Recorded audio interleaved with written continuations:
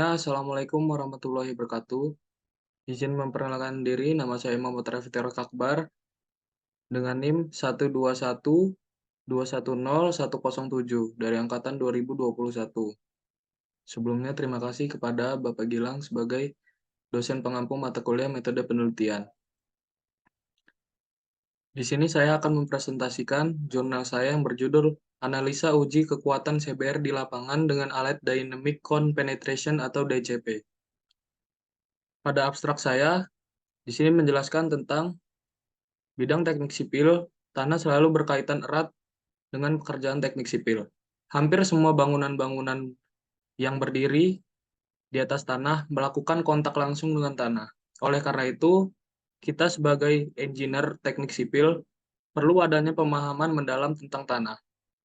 Pada pengujian ini,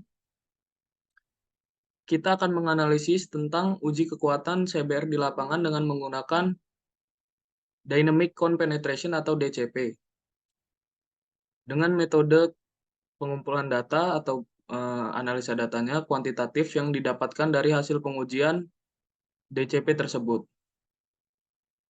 Uji DCP dengan konus 30 derajat untuk tanah halus dan 60 derajat untuk tanah kasar. Kemudian setelah data didapatkan, data diolah secara kuantitatif yang melibatkan perhitungan secara matematis dan didapatkan hasil penelitian.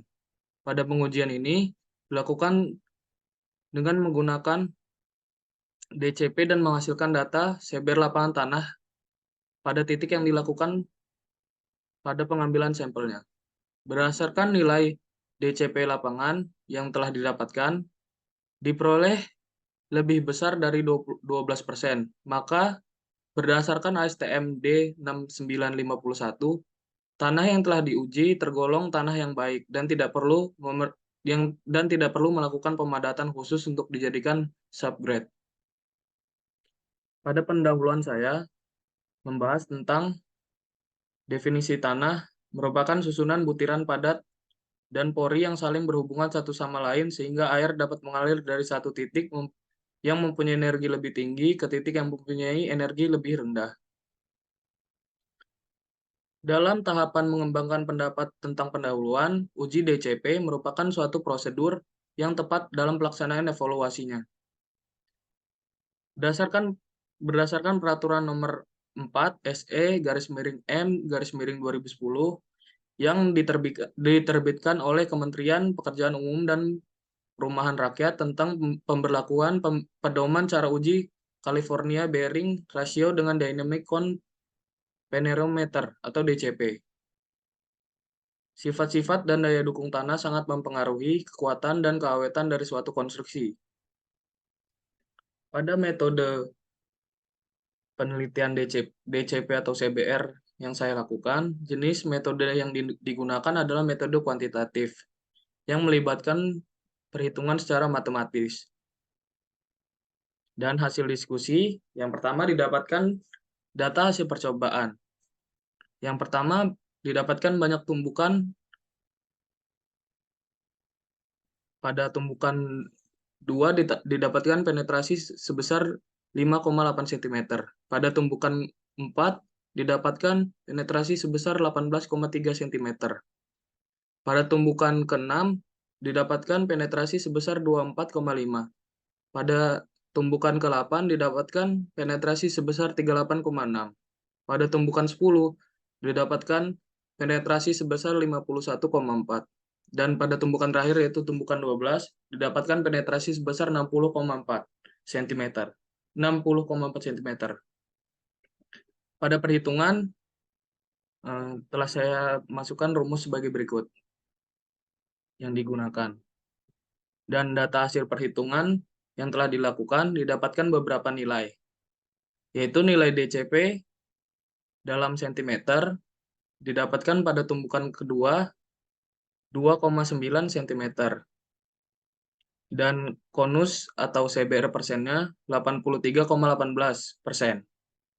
Pada tumbukan keempat didapatkan DCP sebesar 6,25 cm dengan CBR dalam persen 45,66%.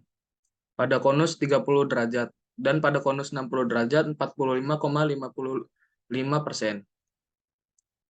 Pada tumbukan ke-6, didapatkan nilai DCP sebesar 3,1 cm, dan pada nilai CBR persen, DCP konus 30 derajat didapatkan 79,92%. Pada konus 60 derajat didapatkan 85,53%.